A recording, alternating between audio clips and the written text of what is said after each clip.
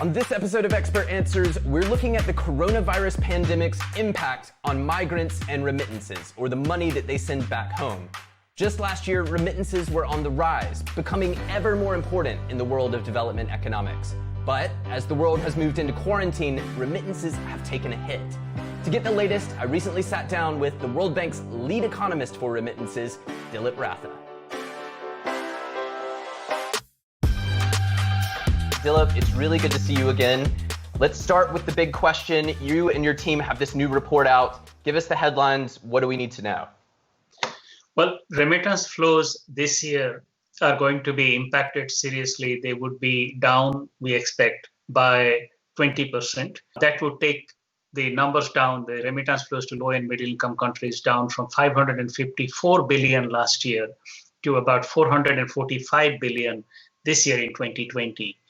And that is a remittance, that is a lifeline to poor countries. And this rupture of the lifeline to poor countries can have significant impacts on a large number of countries as well as poor people. The human aspect of the decline in the flows is not to be underestimated, because when you are talking about large flows like foreign direct investment, it is companies that are sending money.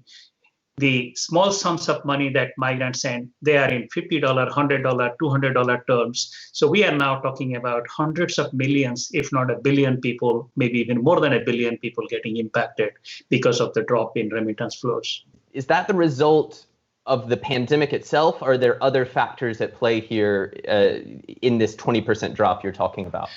The main impetus for the decline comes from the crisis itself, the COVID-19 crisis, the lockdowns, the social distancing, the inability to travel because of travel bans. That has sequestered people wherever they are. They are not able to send money, but the main impact will come from the fact that people are not getting jobs. So migrants are more vulnerable during times of crisis than native-born people, and they will lose jobs or their incomes will fall. So their ability to send money would go down. That is the main impetus. Let's just go back to basics for a second. It may be obvious to some, but why is this decline so significant? And can you maybe explain for those who it's maybe a little less obvious to the link between migration, remittances, and poverty? There are about 270 million international migrants in the world. That's not a lot in some ways, but 270 million migrants, international migrants, send money home, about 554 billion last year, 445 billion this year. This impact, this is migrants sending money to their families. So for every migrant, maybe there are 2, 3, 4 people back home. And when they receive money, they use that for food, for housing, for clothing, for business investment, for sending children to school, for healthcare. So when they send money home, when they migrate and send money home, it has huge poverty reduction impact. Remittances are actually a lifeline to a large number of households, and especially poor households. If remittances decline, they would fall into poverty. Dilip, I want to talk to you about the regional patterns here. Is this effect across the board, or are some regions being hit harder than others? The impact is global. So all regions are going to be impacted. And again, to put things in perspective a bit, the decline in remittance flows this year is going to be historically a record. We have never seen any decline of this kind before, since we started monitoring data from the 1980s onwards. In 2009 global financial crisis, there was a drop in remittances of about 5%, but then it bounced back quickly. By 2010, remittance flows to low and middle income countries were above the pre-crisis level. So just to underscore that, and for people who are just tuning in, what you're saying today is remittances have dropped 20% amid the COVID-19 pandemic. Compare that to the global financial crisis of 2008, where they dropped just 5%, which is a significant drop, but relative to today, it looks rather small. Absolutely. This is unprecedented, and that is because the global financial crisis was somewhat localized. We do use the term global there, but actually it affected a few countries much more than the entire world. And it was not a good thing, not to imply that it was a good thing. People did suffer. But this crisis is affecting every country in the world.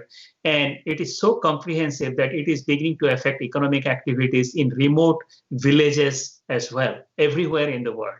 Let's talk through some of the solutions and some of the measures that could soften the impact. You've broken down the policy response into 3 areas. Can you explain that for us? Well, the most immediate policy measure that we need is to think that a large number of migrants are also human beings, and they are there and they are concentrated in our community, especially in the urban areas, urban economic centers. And these people, as human beings, need to be included in our responses to the virus. They should be part of our healthcare responses, as well as social protection, cash transfers, access to housing kind of responses. So that is the most important and most urgent policy recommendation. Also,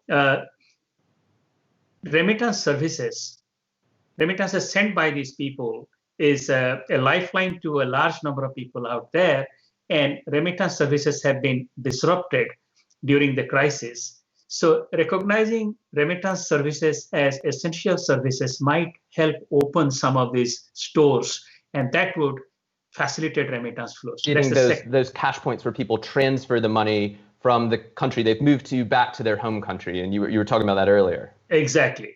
That is the second important policy message that I would like to convey. And the third area is that we know that perhaps the only way now for sending money is through digital means, through mobile money, through mobile phones, or through internet. And yet we also know that the poor people, irregular migrants, those working in informal sector, and that applies to international migrants as well as internal migrants, they are actually unbanked. And being banked, having access to a bank account and a credit card is often critical to be able to use digital means to send money home. And yet, these people don't have access. So there is an urgent need to try to bring these people into the banking sector to make them banked so that they can use digital means. Thank you so much, and thanks for your time. This has been really fascinating and informative. Thank you. Thanks, Paul.